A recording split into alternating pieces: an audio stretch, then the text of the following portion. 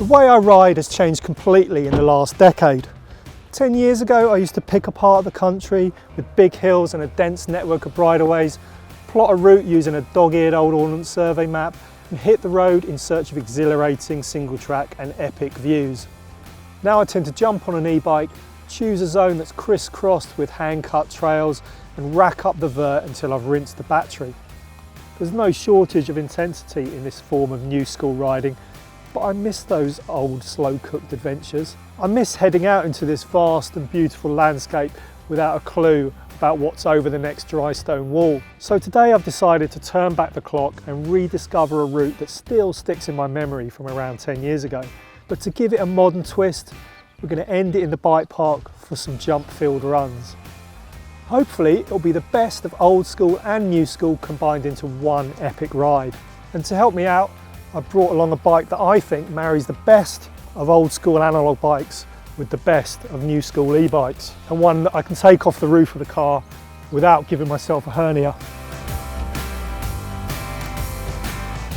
It's the brand new Specialized Turbo Kenevo SL, a bike that combines the acclaimed Enduro platform with Specialized's lightweight SL 1.1 motor, and that translates into a 170mm travel 29er that effectively doubles your power but weighs only 18.8 kilos. To put that into context, it's almost 6 kilos lighter than most full-fat e-bikes, which means you can throw it around like a regular enduro bike, but it descends better, climbs faster, and thanks to that motor, effectively doubles your power. It's like donning a cape, gulping down a can of spinach, or ordering a dodgy-looking brown Jiffy bag from your doctor.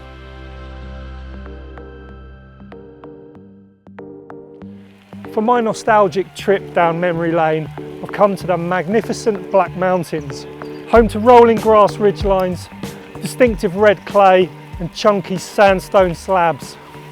The border with England is just over there, Offers Dyke, but since you're on the Welsh side, I'm going to try and refer to this range of hills by their Celtic name, the Mynydd D, and apologies to all you Welsh speakers for the butchery of your language.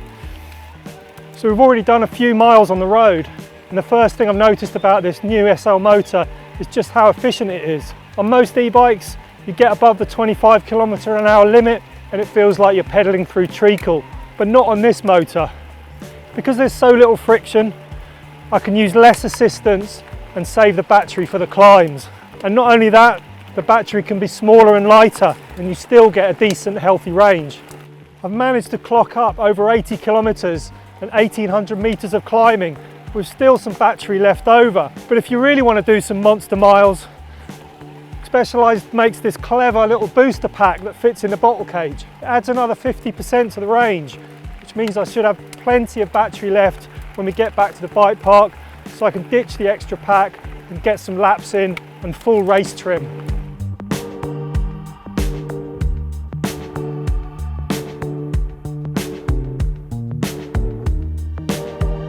Wouldn't fancy doing this on a regular e-bike.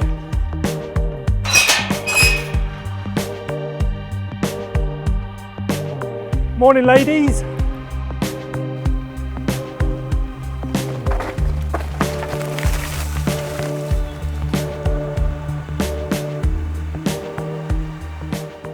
So this is Mynydd D Forest, a place that is steeped in downhill history. It was one of the original dragon downhill tracks created by the legendary Jason Carpenter back in the 90s. Now arguably it was one of the most feared and revered of all his twisted masterpieces, and it had all of the R's: rocks, roots, ruts, not to mention a savage gradient. Now sadly the track doesn't exist anymore, because I would love to see how a bike as capable as the Kenevo SL would cope here compared to those titchy 26-inch wheel downhill bikes from 2007.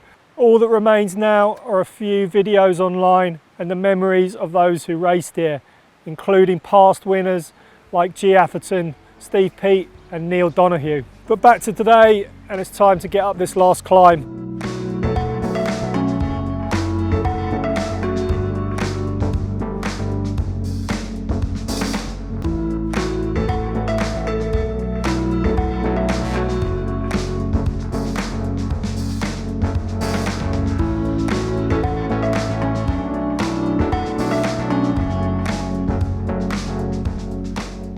So how about this then? What a spot. We're at the summit of Creagmore, 550 metres above sea level, and just look at the view. I tell you what, it never gets old, does it? Sitting on top a big old hill, knowing it's all downhill from here. So over there in the distance is the brilliantly named Fanny Big. And over that way, about 10 kilometres to the north, is the equally smutty Lord Hereford's Knob. And here we are stuck in the middle. I think on that bombshell, it's time to go and get this descent.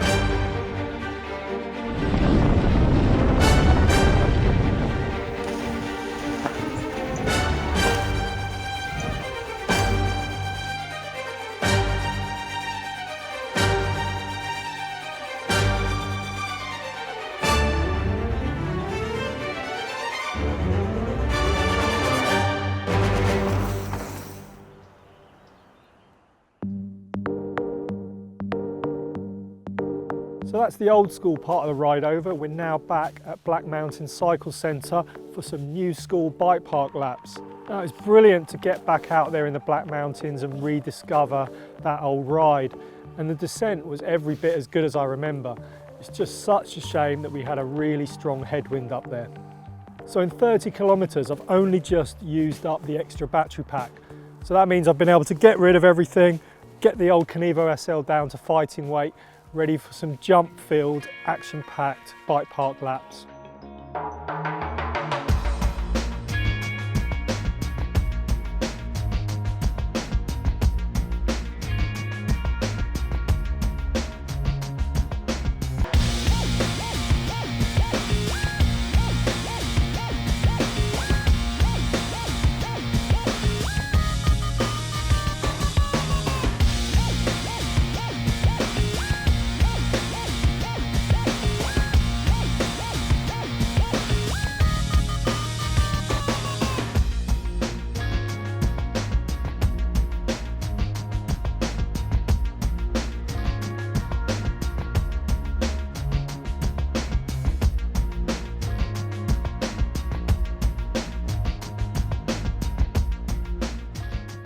Wow, what a day. We started off on some of South Wales's best natural single track and ended it with a lap of one of its most thrilling bike parks. And the Kenevo SL has been the perfect bike for the job. It's as engaging to ride as any analogue bike, but it's kept me fresh and fired up to hit some berms and jumps at the end of the day. What a ride, what a machine. The best of old school and new school combined.